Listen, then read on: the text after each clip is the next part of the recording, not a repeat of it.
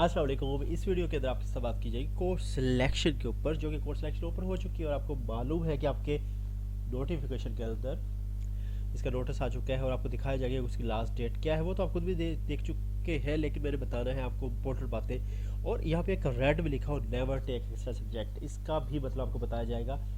और चले हम पहले चलते हैं वीडियो लेवल। आप अपना वीडियो लेवल संपर्क करें और मुझे फॉलो करते जाए। कुछ बातें ऐसी होगी इंशाल्लाह आपको नहीं होगी न्यू स्टूडेंट के लिए। प्रीवियस जो कोर्स सिलेक्शन के ऊपर वीडियो आपके पास अवेलेबल है, वो जो पहले वाले स्टूडेंट्स हो वेल फेमिलियर हो चुके हैं क्या थी वो मिस्टेक्स जो कि हम नहीं करनी होती। चले जी चलते वीडियो लेवल के ऊपर, बाकी बातें वहाँ जाके करते हैं। अच्छा जी, चले हम आगे हैं मेरे वीडियो लेवल्स के ऊपर। और सबसे पहले मैं आपको ये बेल आइकन के ऊपर लेके चलता हूँ और उसके ऊपर दिखाता हूँ कि क्या आया हुआ आपके पास।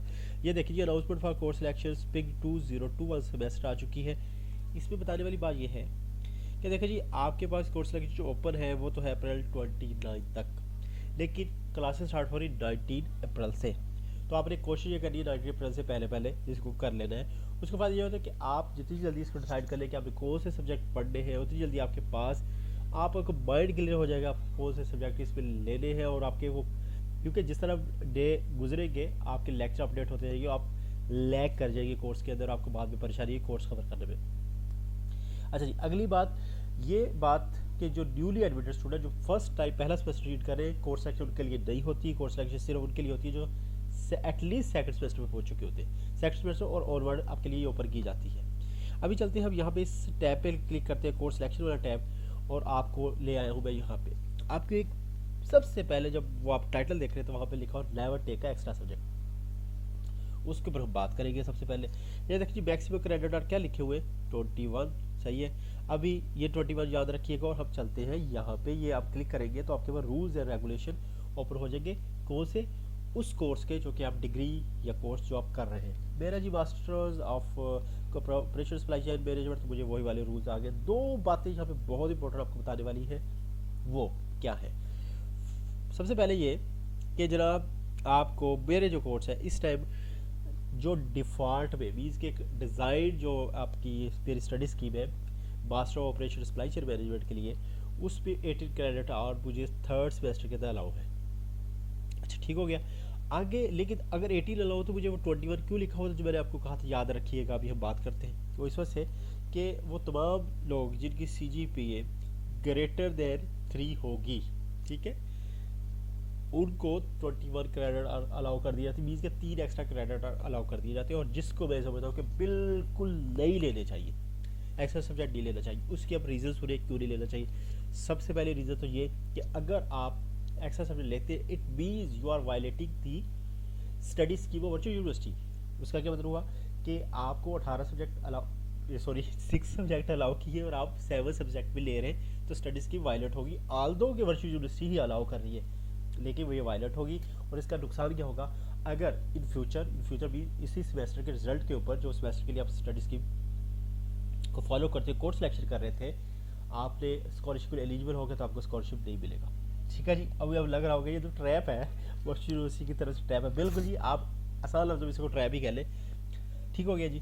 आप पहले बात तो ये होगी कि आपने बिल्कुल एक्स्ट्रा सब्जेक्ट नहीं लेना। दूसरी रीज़न सुन ले कि एक्स्ट्रा सब्जेक्ट क्यों नहीं लेना, ठीक है जी, वो ये इस वजह से नहीं लेना कि सपोज कि आपको आपके पास मान लिया कि आप BS के स्टूडेंट हैं और 8 सेमेस्टर आपने क्लियर कर दिए और आपने जनाब आप सेकंड सेमेस्टर में पहुंचे, आपको वर्चुअल यूनिवर्सिटी कहती है कि जी आपको 3 क्रेडिट एक्स्ट्रा दे दिए। ठीक हो गया। इसी तरह आपने सेकंड सेमेस्टर में लिए, इसी तरह थर्ड में लिए, फोर्थ में लिए, आगे सपोज करें कि आप हर सेमेस्टर में एक एक्स्ट्रा सब्जेक्ट लेते जा रहे हैं। तो इस हिसाब से जो मुझे थोड़ा बहुत मैथ आता है, उस मैथ की अगर कैलकुलेशन मैं आपको बताऊं तो इसका मतलब हुआ कि आप अगर 6 सेमेस्टर में मुसलसल एक एक्स्ट्रा सब्जेक्ट लेते हैं तो आपका एक सेमेस्टर एग्जाम्प्ट हो जाना चाहिए इस हिसाब से। अगर 18 क्रेडिट आवर्स मैक्सिमम है एक सेमेस्टर में, अगर 15 क्रेडिट आ रहे हैं तो 5 सब्जेक्ट हो गए 5 सेमेस्टर में, तो आपको तो वर्चुअल यूनिवर्सिटी को 7 सेमेस्टर के बाद डिग्री दे देनी चाहिए। तो ये भी ऐसे भी नहीं होता। ठीक है जी।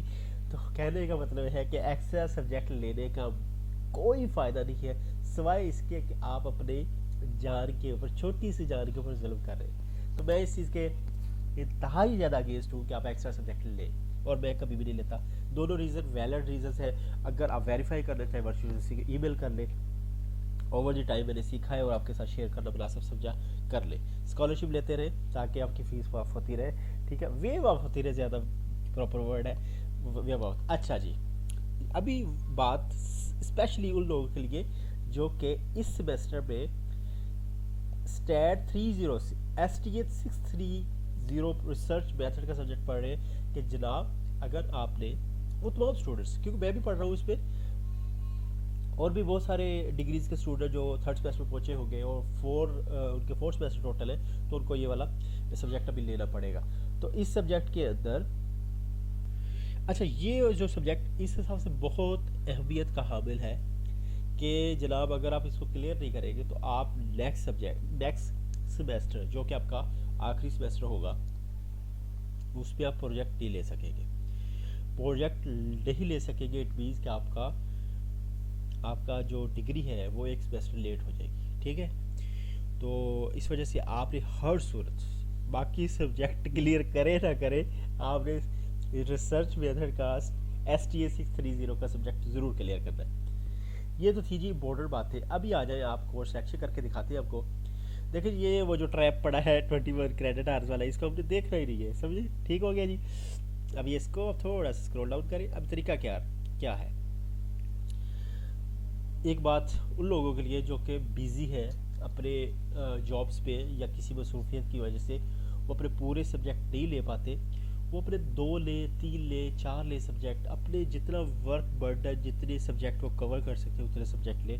उन पे उनके लिए मेरी कोई भी नसीहतें नहीं है मेरी उनके लिए। मैं बल्कि उनको यही कहूँगा कि अगर आप वाकई ही आप मसरूफ़ हैं तो पूरे सब्जेक्ट बिल्कुल ना लें, आप उतने लें जितने क्लियर कर सकें, ठीक है। फ़ायदा क्या है कि आप फ़ी भी बढ़े और क्लियर भी ना हो और बाकी सब्जेक्ट भी आपके इफ़ेक्ट हो, CGPA इफेक्ट हो जाए, तो आप अपने हिसाब से ले लें। अभी हम कर लेते कोर्स सिलेक्शन। आपने सिंपल तरीका ये रखना होता है, अगर आपने सारे सब्जेक्ट लेने हैं तो आपने करना ये है कि जैसे अभी मेरा थर्ड सेमेस्टर है तो जिनके आगे 3 लिखा है, इसके आगे सेमेस्टर नंबर 3 लिखा है, मैंने ये ओके कर दिया। इसके आगे 3 लिखा है, इसके ओके कर दिया। इसके आगे 3 लिखा है, okay okay okay and okay, ठीक हो गया जी। आगे देखिए 4 शुरू हो गया। ये क्रेडिट जो है ना, क्रेडिट आवर्स है, इसके ऊपर अलग वीडियो है, उसका लिंक चले मैं आपको डाल दूंगा, अब देख लीजिए क्रेडिट्स क्या होते हैं। वैसे मैंने एक्सप्लेन कर चुका पहले से। सिलेक्ट हो गए। अच्छा जी, यहाँ पे मैं कर देता हूँ इसको सेव सिलेक्शन, ठीक हो गया। अच्छा, ये वाली जो बात है या पढ़ लीजिएगा, बहुत ही आसानी से लफ्ज़ों में लिखी हुई है कि अब डी ग्रेड है, अगर आप किसी सब्जेक्ट को उसको इम्प्रूव करना चाह रहे हैं तो उसको आप ले सकते हैं, लेकिन पूरे सेमेस्टर के पूरी डिग्री के दौरान उस सब्जेक्ट को डी ग्रेड को इम्प्रूव करने के लिए एक ही बार ले सकते हैं। ये नहीं है कि इस बार उसको लिया और नेक्स्ट में फिर ले लिया, अगर नहीं इम्प्रूव हुआ तो ऐसे नहीं होगा। अच्छा, आप अभी मैं कर देता हूँ सेव सिलेक्शन, ठीक हो गया। कोई इतनी बड़ी अच्छा, इसके बाद आपने लोड सिलेक्टर सब्जेक्ट, एक चीज़ मैं आपको दिखाऊँ कि आपने जब होम पे आए थे मेरे तो पुराने वाले सब्जेक्ट शो हो रहे थे, ठीक हो गया। अभी मैं इसको ना जिसको मैं करता हूँ ये क्लिक हेयर कोर्स सेलेक्शन, ठीक है। अभी मेरे नेट पे डिपेंड करता है, इंटरनेट पे, ठीक है, कि वो कितनी देर बाद ये मेरे ये जो सब्जेक्ट्स है कितनी देर बाद ये सब्जेक्ट मेरा लोड कर देता है, ठीक है। तो आपने परेशान नहीं होना कि जी वो हमारे तो सब्जेक्ट ही शो नहीं हो रहे, तो नो प्रॉब्लम। ज़ाहिर है इनके पीछे जितना डाटा वो सारा अपलोड करके, और इस वक्त कितने लोग इस साइट को एक्सेस कर रहे होंगे, तो सारा प्रोसेस है, तो ये हो जाएगा परेशानी की बात। अच्छा जी, इम्पोर्टेंट बात कि कोर्स सिलेक्शन आपने फ़र्ज़ के जैसे मैंने कर ली, अब मिस्टेक कर ली, या मेरा कुछ दिन बाद माइंड चेंज हुआ जी नहीं मैंने 6 सब्जेक्ट नहीं लेने, मैंने 3 लेने हैं, या वही जो 6 नहीं लेने मैंने 7 लेने, तो आप किसी वक्त भी चेंज कर लें। कब तक? 29 अप्रैल मैंने आपको डेट दिखाई थी, 29, ठीक है जी। आप 29 अप्रैल तक आप जाके इसको दोबारा से कर सकते हैं।